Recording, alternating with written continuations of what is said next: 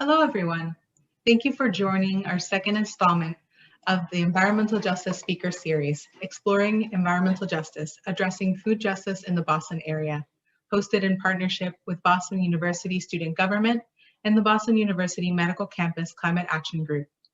My name is Gabriela Bocio Santos, and I am the Engagement Manager for BU Sustainability. Our guest today will be discussing why the food justice movement is important to them, organizing efforts and programs in the Boston area, and the biggest challenges in the field right now. We will end with ways that the audience can support their work. This session will be recorded, and the recording will be made available in the coming weeks with captions. We are also testing out a new Zoom feature today, which allows live auto-generated captions. While it is by no means perfect, they're pretty good. You can turn on the captions by clicking the CC button on your Zoom taskbar if you need them. Please keep your microphones muted and cameras off during the panel so that we can better hear our panelists. If you have any questions, please feel free to send them through the chat at any time. We will try to get as many as we can during the Q&A. Our moderators, Sam Hall and Neha Chinwala, both students at BU, will be guiding our conversation today. Thank you both. We like to start these events with a few short definitions so that we're all on the same page. First, our overarching topic is environmental justice. So here are two definitions to know. Environmental racism refers to the fact that some communities, particularly Black, Brown, and Indigenous communities in the United States, bear the disproportionate impact of environmental hazards while enjoying fewer or none of the environmental benefits. Environmental justice, on the other hand, is the movement to address environmental racism. It asserts that all people and communities have the right to equal environmental protection under the law and the right to live, work, and play in communities that are safe, healthy, and free of life-threatening conditions. Now on to the topic of the day, food justice. The food justice movement responds to food insecurity and the socioeconomic pressures that prevent access to healthy, nutritious, and culturally appropriate foods. The movement seeks to address the ways in which race and class influence the production, distribution, and consumption of food. Food justice is closely connected to the concept of food sovereignty, the right of peoples to healthy and culturally appropriate food through the economically sound and sustainable methods, and their right to define their own food and agricultural systems. Before I hand it off, I also want to acknowledge that environmental justice and racial equity have historically not been topics that universities and the environmental or sustainability-focused groups have done a great job of addressing. In fact, environmental and sustainability groups have at times stood in conflict with or in direct opposition to environmental and social justice organizations. This needs to change. There's no sustainable future if it isn't also just. Health, racism, classism, poverty, and climate change are all interrelated topics. The ways we address them need to be intersectional too. At its core, sustainability is about people, about the future we want to build together and the kind of world we want to live in. If we are reimagining and rebuilding our communities, then justice and equity need to be part of that equation for all of our stakes. We at BU Sustainability are not experts on environmental justice, and that's why we've invited practitioners with many years of on-the-ground experience in these issues. I want to thank them for their time. With that, I will hand it over to Sam, who will introduce herself as well as our panelists. Thank you, Gabriela. Hi, everyone. My name is Sam Hall, and I'm one of the leaders for the Boston University Medical Campus Climate Action Group, and I'm pursuing my Master of Public Health at BU. I have the pleasure of introducing our hosts, and then I will pass it off to Neha Chinwala to facilitate audience questions. As mentioned, please put your questions in the general chat, or feel free to send them directly to Neha.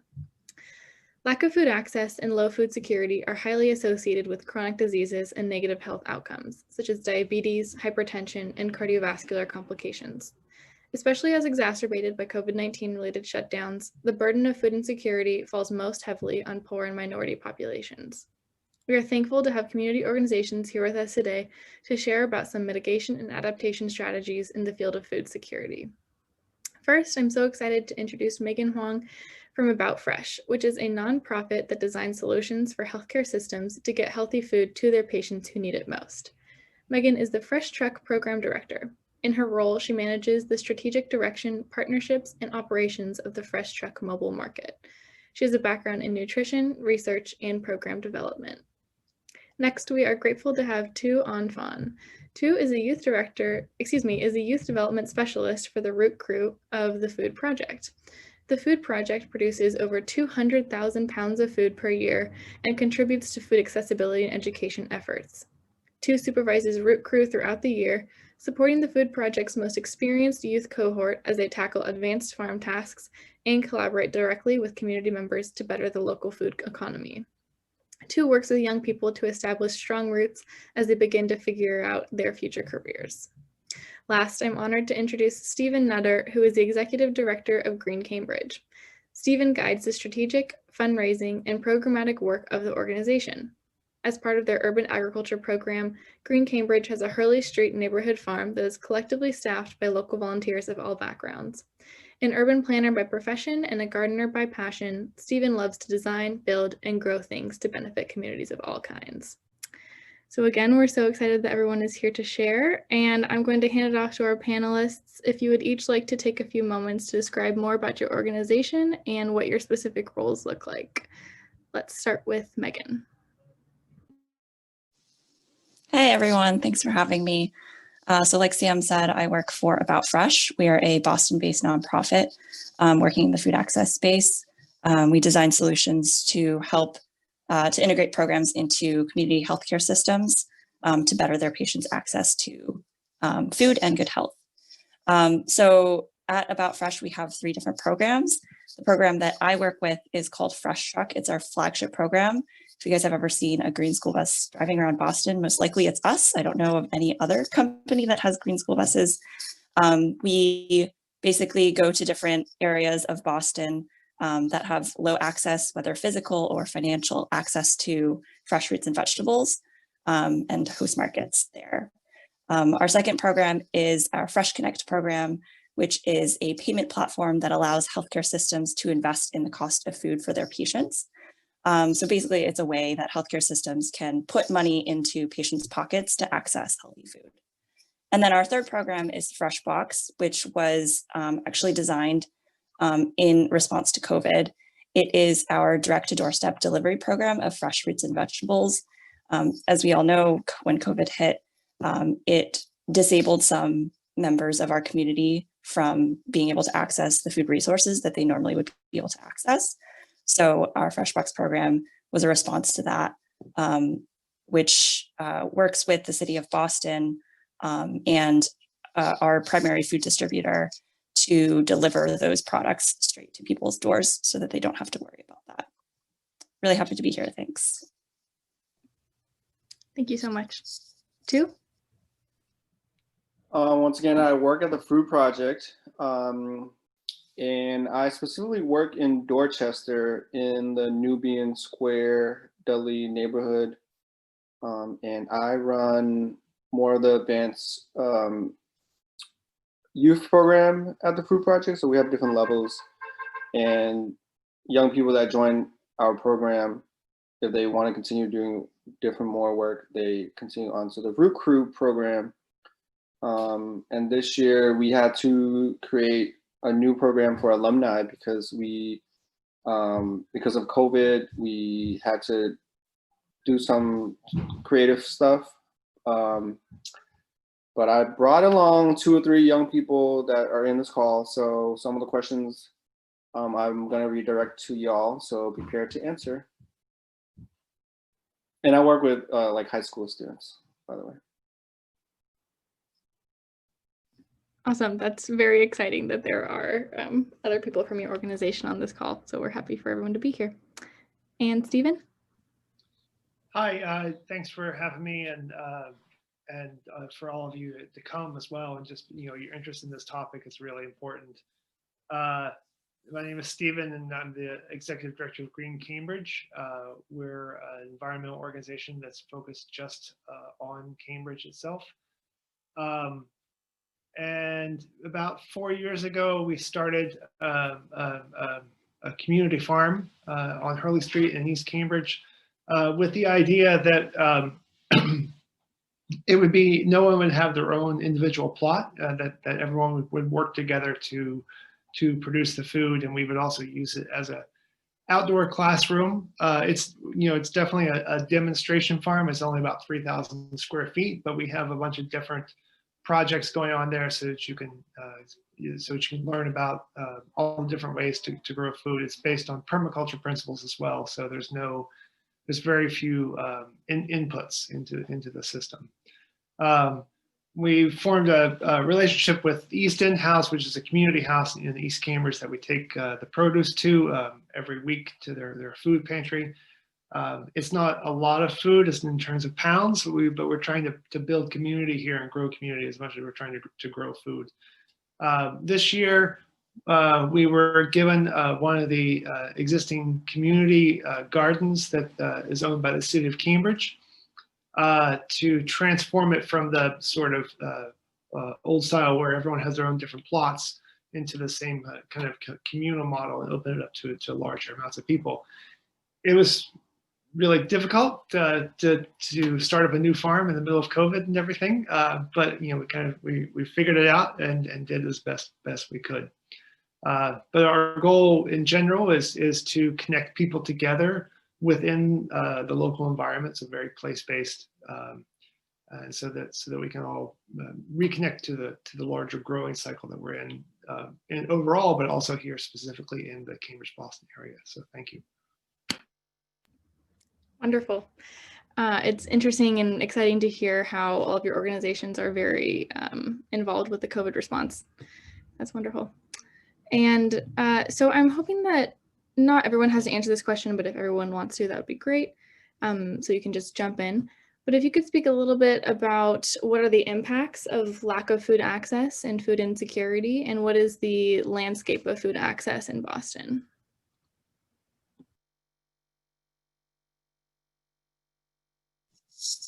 Yeah, I can go first. So I think we see impacts of food insecurity everywhere, unfortunately. I think it shows up in a lot of places, not just health. So we kind of think of not having the right foods to eat coming up in, cardiac issues, obesity, high blood pressure. But then you see it pop up in a lot of other areas of life, which are not necessarily health related. So, or not directly health related, they're all health related. Places like people's educational attainment or their opportunities to excel in employment opportunities, their ability to access stable housing. And so I think the current food landscape in Boston and across the country, I think there's this collective realization that food is not just food, and food is not even just health. It's all related, all of these social factors that affect people's access to food, people's access to good health, and a collective realization that you can't just kind of stay in your lane and expect to see these great improvements, but that you actually have to cross lanes. You have to work with others working in different fields in order to see those bigger impacts on people's health.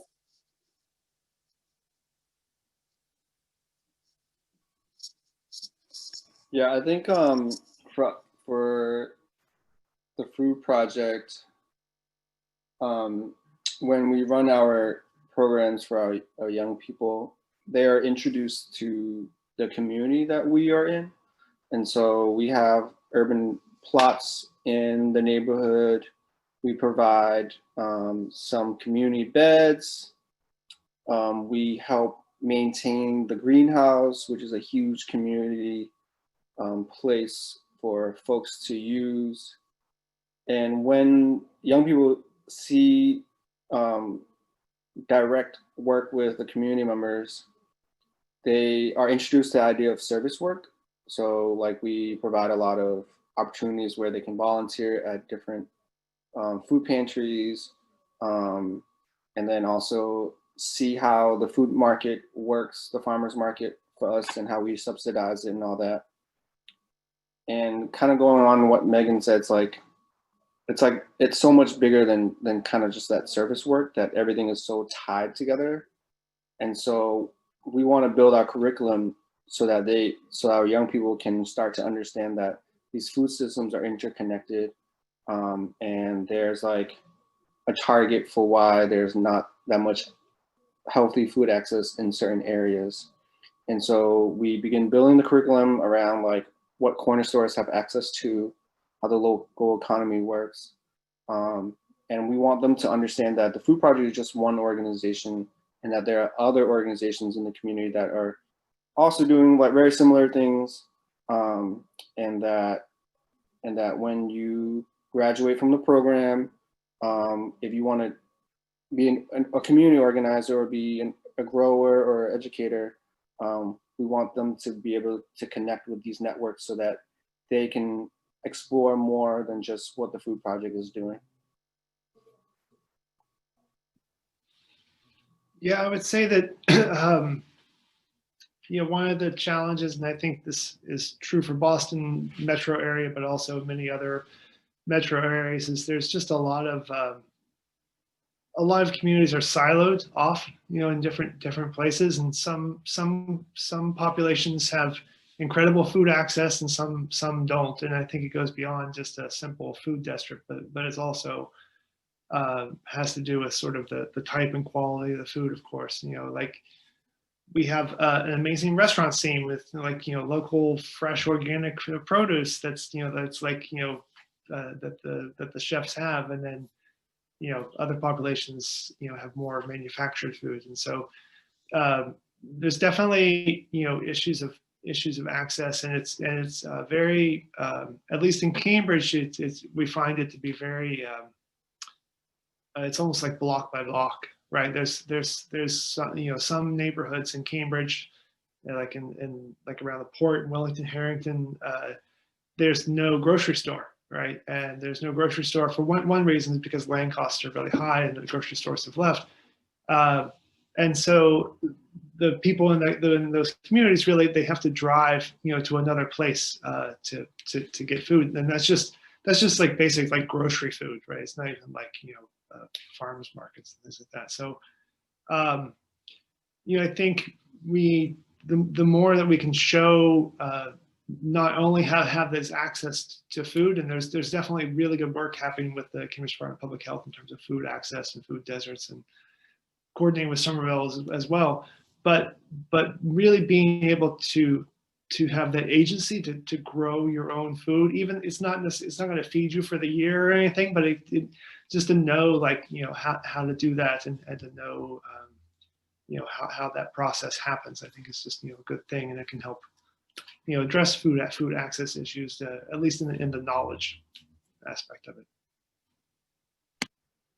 Yeah, I appreciate that a common theme is that this is a large conversation that involves several partners, and it's necessary to bring lots of different stakeholders in different arenas to the table. Could you speak a little bit about potentially what are the biggest challenges for equitable food access, and maybe how your organization addresses those challenges? I can go first again. Obviously, Fresh Truck being food on wheels solves the physical aspect of food access pretty directly. Where there is no food, we go. There's no grocery store, we go there. But I think a theme that underlies that issue of food access is financial access. So people are not being paid enough. The cost of living is very high in Boston. And even when we are selling our produce at 50% cheaper than what you would see at a typical urban grocery store, people are in some cases still unable to afford that. So cost is a huge piece of food access, more so than we previously thought. And so that's why we developed this new program, Fresh Connect, which is our newer program, to help health systems make that connection between good health and affordable food, affordable, healthy food. So, the physical side is obviously important, and, we'll continue to provide that access in areas where there is not, but being able to afford that food is a huge piece and a really big part of how we as an organization are going to be growing in the next few years. Yeah, we have a farmers market that is very close to our farms, and then we run another one in the Ashmont area. And they both have different prices, and it speaks to kind of like our value in, like, we can't give the food away. We like sell it at a very subsidized price, and even like at that price, people still struggle to be able to afford the fresh foods. And I think like what is tricky is we get our young people involved in like semi-advocacy work, which we have to kind of like thread the needle of what nonprofits can do and what they can't do. But this year we worked a lot on the Healthy Incentives Program, and that is a law where it's providing funding for folks with SNAP or EBT to be able to spend money at the farmers market and get that money back into their cards. And the funding has increased every year. Like 2 weeks ago, they just announced that they had granted over like 200% of what was funded in the previous years. So those small victories speak to kind of like how much people will spend at the farmers market, giving the funding. And so there are farmers market everywhere in Boston. Like there's just so many. But how do we get folks to be able to have money to spend at these farmers markets to support local farmers, support local growers, and also show like young people that these kind of changes is small victories for our communities, and it has a huge impact on the way people consume food. Like there's a lot of customers that come to us and say that this is such we have one tent, one vendor, and it reminds them of their home country where people are selling outside. People are kind of like having this negotiation culture. And so it kind of like changes a little bit of consumer culture of how we appreciate different foods and also appreciate people selling the food, because we do get a lot of complaints. Like even when we sell at these low prices, we get complaints that they're too expensive.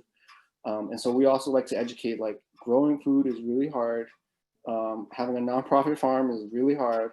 And our young people get to see that as well. So there's a lot of like connections that they make with the community that is really special. And I think one last thing I want to say is also there's a little bit of financial literacy stuff that we do with our young people where they can start to see like, do I want to work at a nonprofit? Do I want to create a nonprofit? What are the limitations of those things on creating change? Do I want to start like entrepreneurship to do something for the community? And so I think those parts are also as equal with like physical needs, but also like giving them kind of those resources to think about different ways of impacting change to bring more equity into the community. Yeah, I just want to definitely, reiterate the economic and financial issues, and it's hard sometimes to understand unless you sort of dig into, if you're not connected to the community, it's hard to understand if you don't dig into the statistics a little bit. So for example, in Cambridge, Cambridge is known as a wealthy city. It's sort of beautiful houses and all these different things. And it's true, like, in the past few years, we've seen the average incomes rise, like $7,000 to $8,000 a year is an average income across the city. But for female head of households, like 40% of those households are under the poverty line. So it's really, it's really like these pockets, and is more subtle, and to be able to connect to them. And I think the farmers markets that we do have been really helpful to really put food where people are at, and have those available. I've separately from Green Cambridge, I've been working with Massachusetts Farmers Markets to help develop winter farmers markets, because we don't have really a winter farmer market culture in Massachusetts. It's much smaller, and it's often inside of gymnasiums and things like that, which we can't necessarily do. But we're inspired. I think Massachusetts Farmers Markets is inspired by some of the places in Canada and Scandinavia and other places in Europe that have these outdoor markets that still allow people to come together during the winter months. So the more we can have markets and create these places for community to come together, all these pieces kind of roll onto each other. So. Right, it's important to think about the sustainability and longevity of the systems that we're trying to create. Two, I think you spoke a little bit on this, but what are policy changes that have helped or hurt, maybe specifically in Boston or beyond, and where could policy help to increase food access in the future? Yeah, I think urban farming has been kind of new in Boston, and I say kind of new as in officially recognized for growers to sell commercially. I think there was some law in early 2010 era where folks were able to kind of commercialize their urban farms with more resources to get the help they need to start an urban farm. And before all that, there was basically not a lot of help. And so that was a huge win for urban growers. And then I worked with the Urban Farming Institute. I did their program and learned a lot of the history of how Boston has historical a suppression of not letting people grow food to either for them to make money or in a way for the community. And so a lot of the policy changes have really helped Boston go in this trend of urban agriculture. It's still a really small community for sure. And then we start to see farmers market pop up. And what's really cool is people really like the idea of farmers market. And then it becomes a little bit inaccessible to some communities. And so advocates have been pushing to get funding for those policies to pass so that people can get more money into it. One policy that we have seen a huge support from the city of Boston is called the Double Up program, where we sell our produce to the corner stores. And so we do a lot of education around why corner stores in our community exist, the kind of foods that they sell that aren't grown here, and how it affects the local economy, how the money doesn't stay in the community, whatever. So we work with the Office of Food Access in the city, and there's a Double Up program where folks who spend money on produce at these corner stores are able to get some money back onto their card, or they get to spend more. That it's a 50% discount. And so those are kind of the small policies that affect consumers directly. In terms of larger changes, at the Food Project, we really don't have we have certain limitations where we can advocate for different things, but definitely it affects the local level a lot for us.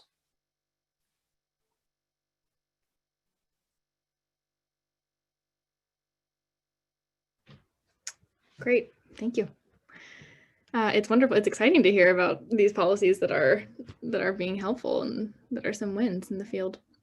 I'm curious if maybe folks could share other wins or successes that have happened or maybe are happening through COVID, and kind of the other side of that of what does the future look like for your organization, especially in a COVID society.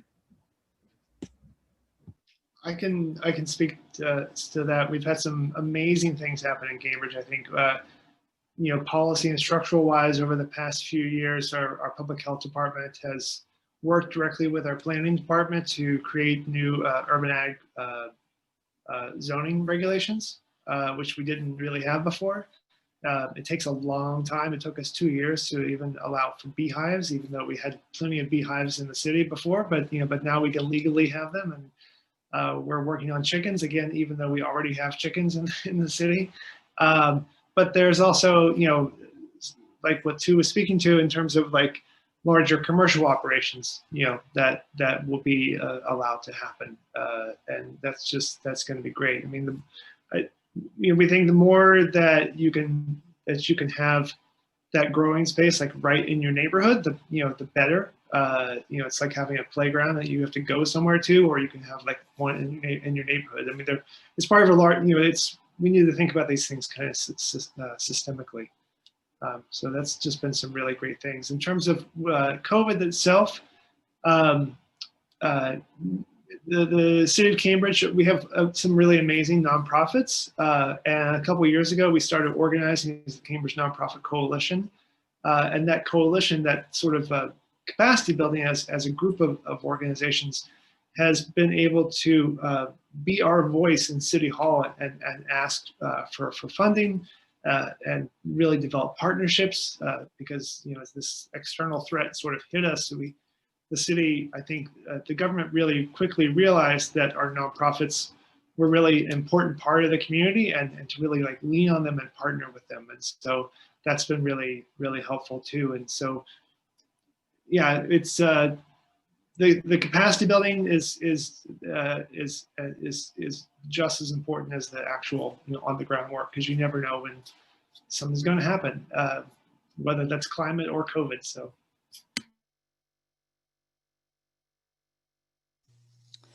Yeah, I'll just share a little bit. I just want to start off by saying that it's really unfortunate that it kind of like took a global pandemic for some of these really cool things to happen. And sort of like underlying all of this is a lot of suffering and a lot of hardship, especially on behalf of the communities that we serve, the communities that all of you guys serve. But that being said, I think there have been some really cool collaborations that have happened across the aisle, like cross-sector, because funding has become available for it. So the city of Boston came out with the Resiliency Fund, which I think brought together a lot of unique partners that I don't think would necessarily have worked together previously. So, for example, in order to put together a fresh box program, which is the doorstep delivery of fresh produce, we're working with our wholesale distributor, who is a traditional for-profit company, and they've sort of like had this realization that this work is really important, and so it's a cool partnership to have been a part of, where this for-profit company is now invested as well, as much as we are. I think there's been a lot of creativity as everyone pivoted their operations. So, we pivoted to delivery. I know a lot of other organizations did. And I think this pandemic in general has brought a lot of attention to food and food inequities that I really hope will continue to drive momentum towards improving those food inequities. I think, I hope that nonprofits and other groups will sort of like take advantage of this momentum and use this moment as an opportunity to really make the case for food, and in doing things like increasing SNAP benefits with no questions, providing universal school lunch, providing healthy food incentives, like to mention the healthy incentives program or the double up bucks, however it looks. I think this is really an opportunity that we need to take advantage of to keep the attention on food and those inequities.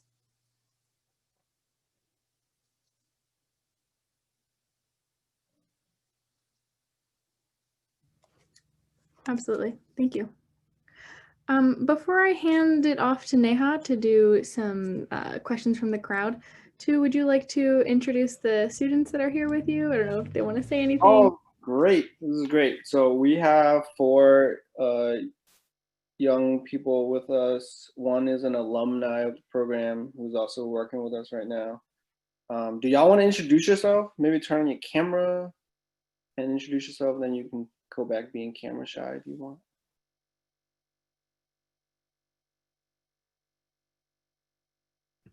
Hi, my name is Jaylene. I am the alumni from the students. Yeah, I don't know if anyone else wants to go next. I'll go next. I'm Antonio. I'm currently a root crew member. I don't think my camera works. Well, actually, I know it doesn't because this computer doesn't actually have a camera, but yeah. My name's Gasendi. I'm also part of Root Crew. And a senior. I'm Pranav. I'm also part of Root Crew.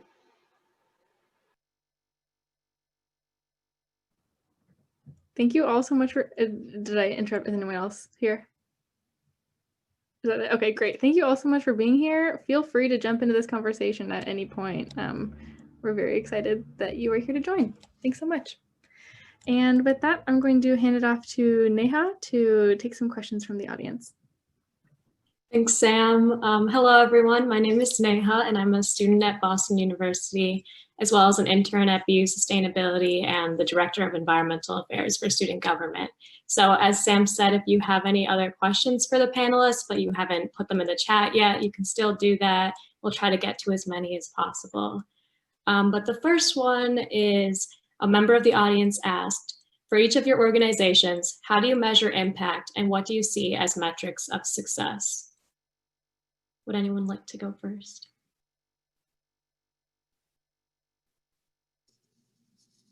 I can go first. Thank you. So on the Fresh Truck side, you know, we measure things like how much food is sold, how many people we serve, those process metrics. But our metric of success is obviously making people healthier. I think, you know, it's hard to measure those things. It's, you know, there's a lot of complications to the process of collecting those things to see whether what you're doing is actually making people healthy. But I think in whatever we do, we really do try to push for that. You know, it's good that if people are buying food from us, but is that food that they're buying from us making them healthier? So I think the true metric of success for us is, you know, some indication that we are improving the lives of people and their health.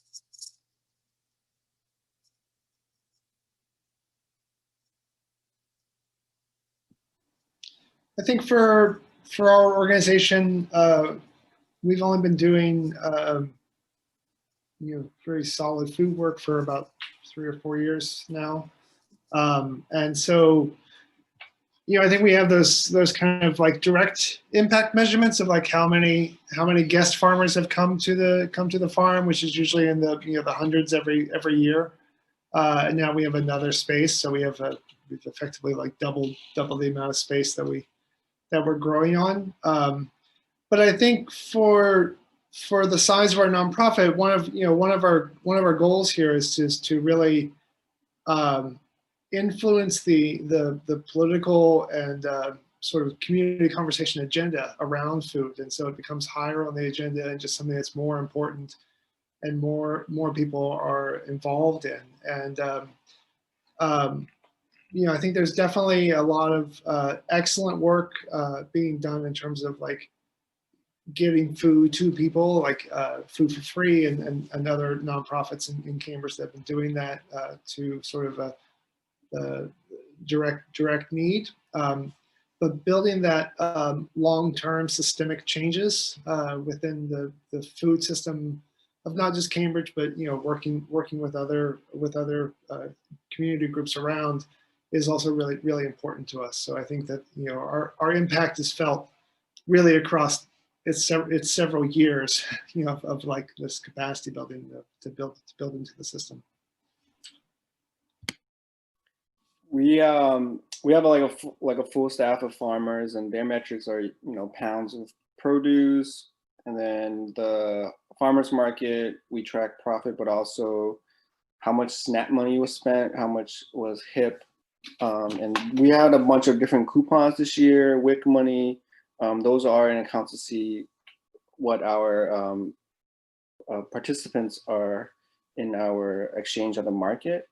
We also take in tons of volunteers each year. Obviously, this year was a different year where we didn't have large groups of volunteers on the farms, but usually corporations, different banks, even colleges, different student groups, different companies, they join in to kind of do their service work for their company and also get to learn about their neighborhood. So we also try to like see if they would like to donate or come back to volunteer for the farm, because the way we grow organically, it takes a lot of labor. And so those are some of the metrics that we track, is like how much volunteer labor is available for us to do that interaction. And then another thing that we do that's really cool, I'm gonna call on Jaylene to talk about that program that she's currently doing right now. Yeah. You want me to talk about Bloom Crew? Yeah, and the two things that y'all are doing right now. Okay, so because of COVID, the food project had to create like a program of alumni, which is what I'm a part of, which is called Bloom Crew. And basically what we do is participate in Build a Garden, these two things called Build a Garden and food distribution. So Build a Garden is basically where we build raised beds for community members, and we build them, and then we install them onto where they would like their bed to be. And then what we're transitioning to now is food distribution. I personally don't know that much about it yet because it's kind of new since we're still doing Build a Garden. But from what I've heard, they're just like handing out fresh food to people. You can correct me on that because I haven't worked with that. Yeah, we're partnering with, thank you, Jaylene. We're partnering with Dudley Street Neighborhood Initiative, which is right across from our office. And they have a ton of connection in the community. So we are just basically providing volunteer work. And also going back to Build a Garden, we also provide compost. We have a pickup truck where we carry stuff. So every year we track how many beds we grow. And then 5 years down the road, folks who call us back saying, hey, like we are still growing and we would like some maintenance on the bed. Can some young people come and help out? And so we also track like who is interested in continuing their growing. And it's really cool to see like how many people are interested in growing their own food, even though it's like an 8x4 bed. And yeah. That's awesome. Thank you so much. And thank you, Jaylene, for your response as well. And that kind of transitions us to the next question pretty well, which is, how can college students get involved with your organizations? Or more generally, how can we get involved in our communities to help the fight against food injustice? So I don't know if any of the students here want to respond to that, or if anyone else wants to take it first.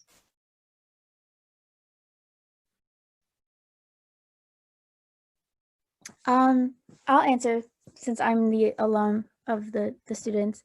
So usually the food project doesn't hire alumni unless they want to apply for a staff position. I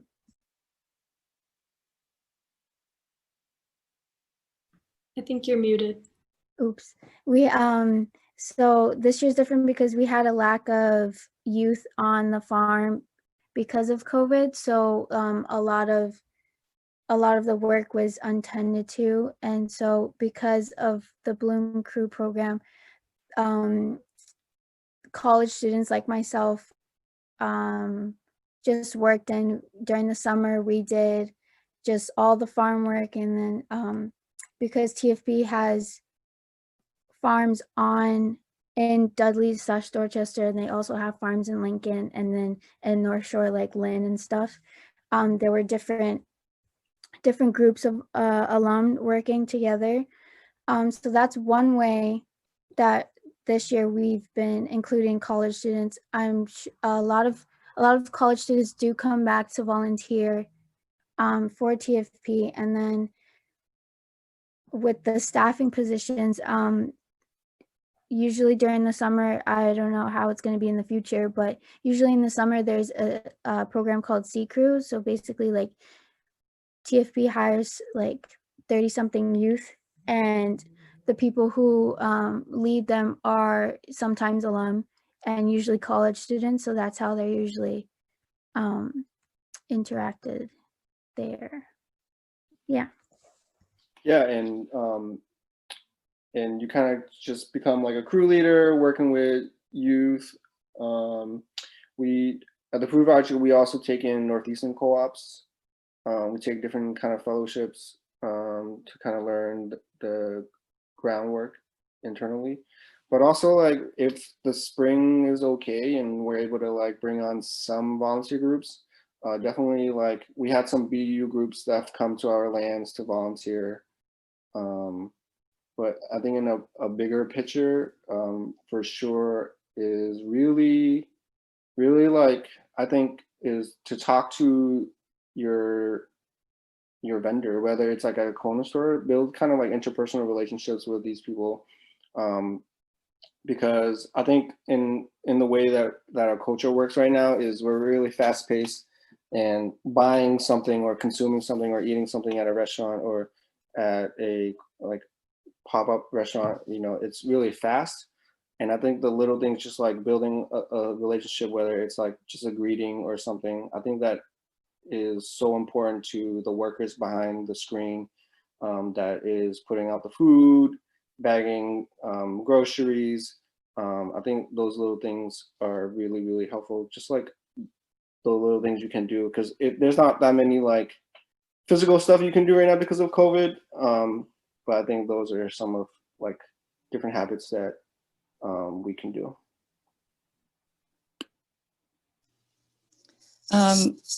I'll go next. One really direct way that you can get involved in our work is by volunteering.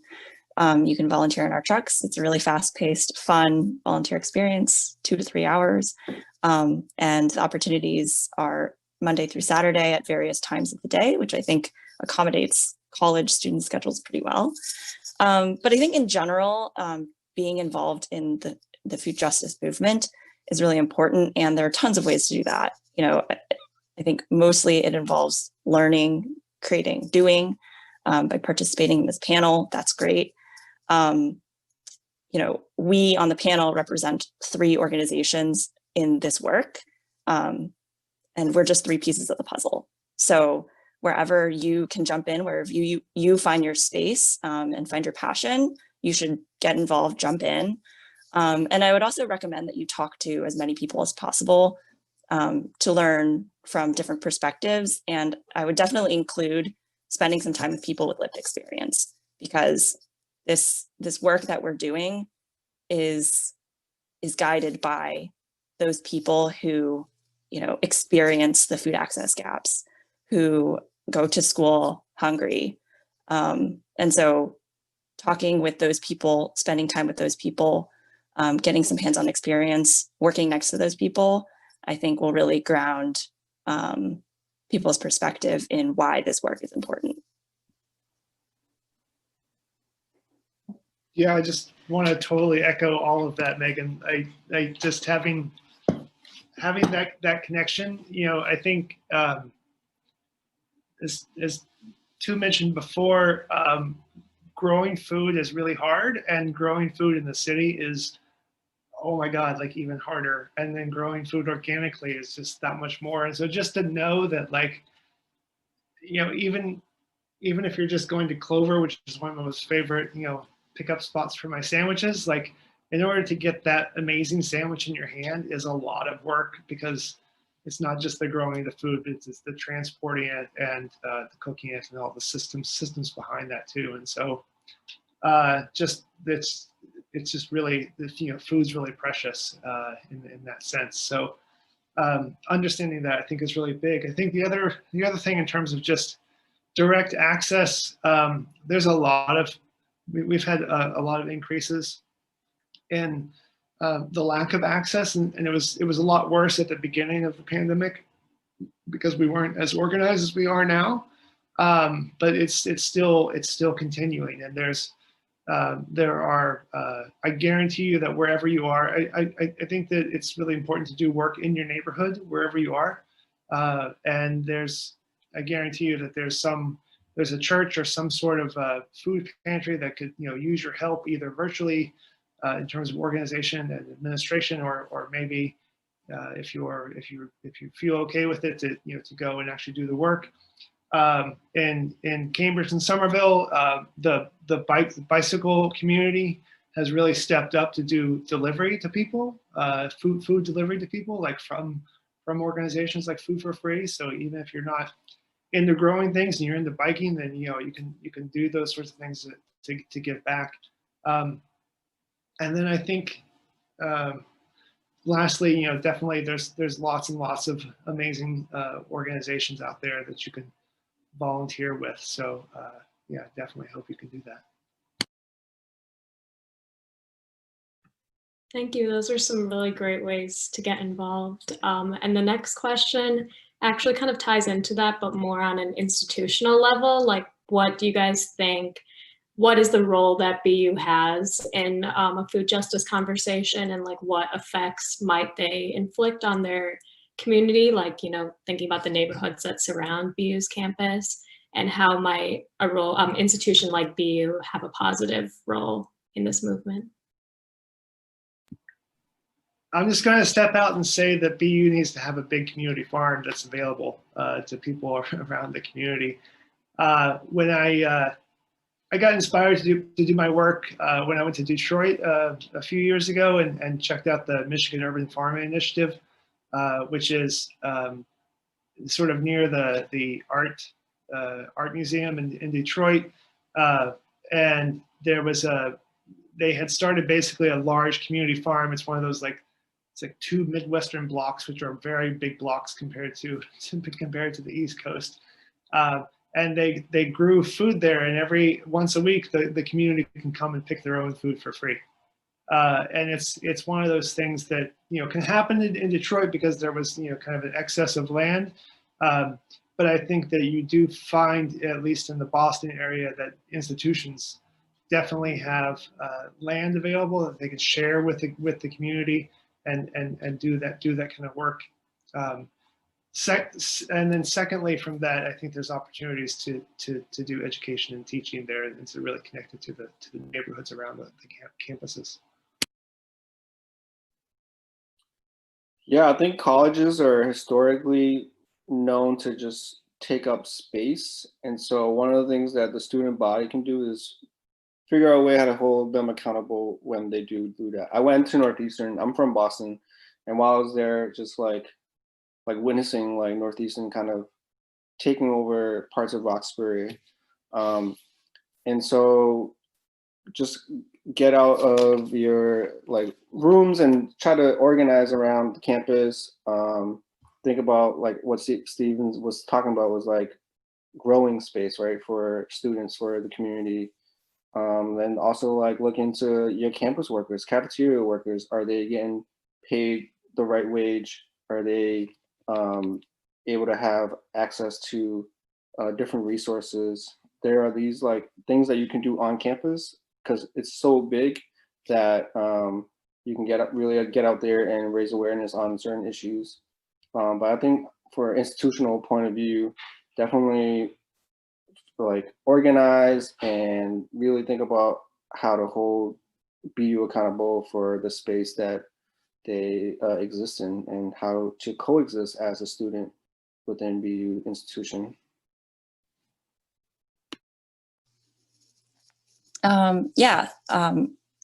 I think BU is already doing some great things. This panel is an example of that. Just getting students interested in this work, I think, is a really great way to try to make the food system better. And in terms of the neighborhood where BU is, I don't think that I can say what BU's role should be, but looking outward and asking people in the neighborhood what they want, what they need, I think is a great place to start. And then you can organize people around those efforts and really be responsive to the things that people actually need, rather than prescribing something that you think they need, but then ultimately sort of like wasting your effort and time on something that doesn't quite match. So ask people, get out there, figure out what it is that they need, and do that thing. Awesome, thank you. That was very thoughtful responses. And we have a few minutes left, so I thought maybe we can just each go around, and if there's anything about what you're currently working on that you want to share or promote, or drop like your websites and things like that as your closing words, and then I'll pass it back to Gabriella. So Megan, do you want to start? Sure. Yeah, I work for About Fresh. You can find us on our website, aboutfresh.org. I'm totally happy to chat with anyone on this call. I took a very sort of like windy path through public health and through nutrition and now to food. So I'm happy to talk with anyone about, how I got here, how I got interested in what I'm interested in, and really encourage people to just go out there and find what it is that you're passionate about, and really focus on that. I'm appreciative to be part of this and have the chance to promote our work, and really hope that we'll cross paths at some point working in this space.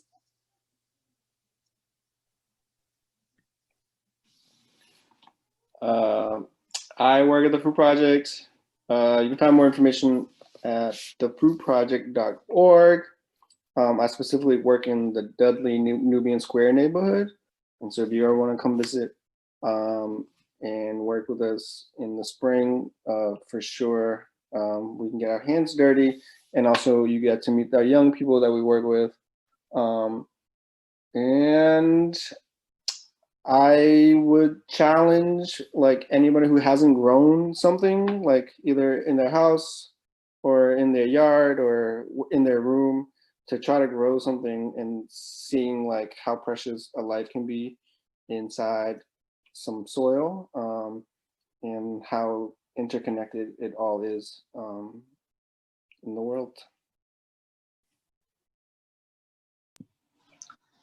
And I'm Stephen with Green Cambridge, and you're welcome to go on our website, greencambridge.org. We're in the midst of rebuilding a new one, but you can check out our existing one. And there's a big button at the top that says volunteer, and you can fill out a short Google form if you'd like to be involved with us. We will be planning to plant for the next season, next year. And we have these 2 growing sites. If you're in Cambridge, there's also an amazing new group that started up in the middle of COVID here called the Cambridge City Growers, that came out of the Cambridge Mutual Aid Society. And they're just trying to grow all over the city wherever they can, in small little plots, and no big plots yet, but we're working with them to help them with that too. So I just want to say that we are another species, just one of many species here on the planet, and we're also here together. The environment and growing things is not something outside of us. It's literally how we live. We can't live without the food, and which means we can't live without soil and sun and water, and it's all the things that makes us able to survive here and thrive as people and community. So don't be scared.